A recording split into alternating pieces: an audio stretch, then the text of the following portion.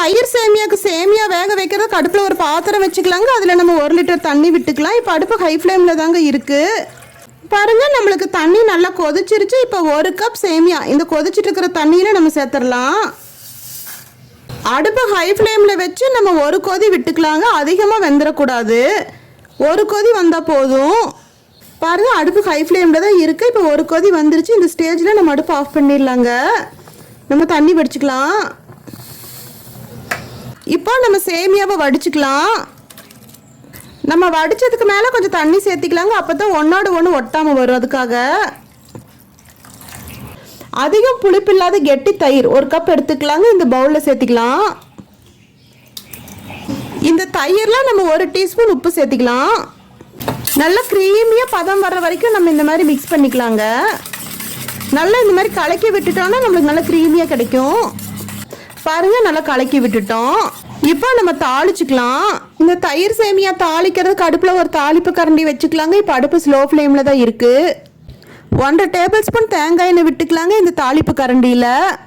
பாருங்கள், தேங்காய் எண்ணெய் சூடாயிருச்சு. நம்ம 1/2 டீஸ்பூன் சீரகம் தாளிச்சுக்கலாம். அது கூட 10-15 முந்திரி சேர்த்திக்கலாம். அடுத்ததாக 10-15 திராட்சை சேர்த்திக்கலாங்க. ஒரு பச்சை மிளகாய் நல்லா பொடியாக கட் பண்ணுது. 1/2 இன்ச் அளவுக்கு இஞ்சி பொடியை கட் பண்ணுது எல்லாம் சேர்த்திக்கலாங்க. அடுப்பு ஸ்லோ ஃப்ளேமில் வச்சு நம்ம நல்லா வதக்கிக்கலாம். பாருங்கள், தாளிச்சுட்டா இப்போ முந்திரி நல்லா பொன்னிறமாக வந்துருச்சு. இந்த திராட்சை நல்லா உப்பி வந்துருச்சு. இப்போ நம்ம இந்த ஸ்டேஜில் அடுப்பு ஆஃப் பண்ணிடலாங்க. இப்போ நம்ம தாளிச்சது இந்த தயிரில் மிக்ஸ் பண்ணிடலாங்க. அடுத்ததாக வேக வச்சு வடித்து வச்சுருக்கிற இந்த சேமியாவும் நம்ம இந்த தயிரில் சேர்த்துடலாம். இது கூட 2 கொத்து கருவேப்பிலை நல்லா பிச்சு போட்டு சேர்த்திக்கலாங்க. 1 டேபிள் ஸ்பூன் சர்க்கரை சேர்த்திக்கலாம். 2வது டைப் தயிர் சேமியா கொஞ்சம் உப்பாவும் இனிப்பாவும் இருக்குங்க. ஒரு டிஃப்ரெண்ட் டேஸ்ட்ல. இது ரொம்ப ஈஸியாகவும் செய்யக்கூடிய ஒரு மெத்தட் தாங்க. நல்லா மிக்ஸ் பண்ணிக்கலாம். இப்போ நம்ம 1 கப் தயிர் எடுத்திருக்கோம்னா 1/4 கப் பால் சேர்த்திக்கணுங்க. காய்ச்சி ஆறின பால், சூடாக இருக்கக்கூடாது. பால் நல்லா ஆறி ரூம் டெம்பரேச்சரில் இருக்கணும். இப்போ இந்த பாலை நம்ம தயிர் சேமியாவில் சேர்த்துடலாம். நல்லா மிக்ஸ் பண்ணிக்கலாங்க.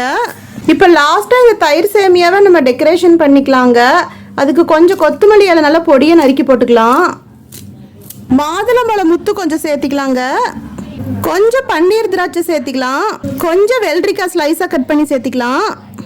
இந்த ஃப்ரூட்ஸ் எல்லாமே ஆப்ஷன் தாங்க, நம்மளுக்கு விருப்பமான மாதிரி சேர்த்திக்கலாம். பாருங்கள், ஈஸியாக சூப்பராக நம்ம தயிர் சேமியா டிஃப்ரெண்ட்டாக செஞ்சிட்டோம்.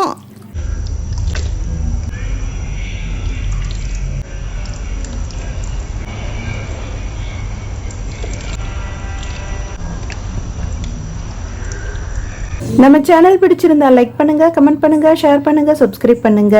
அப்படியே பக்கத்தில் இருக்கிற பெல் ஐக்கானே மறக்காம கிளிக் பண்ணுங்க. தேங்க்யூ. பாருங்க, நம்ம இனிப்பு சேர்த்து டிஃப்ரெண்ட்டாக நம்ம தயிர் சேமியா செஞ்சிட்டோம். இதுக்கு ஊறுகாய் நல்ல காம்பினேஷனாக இருக்குங்க.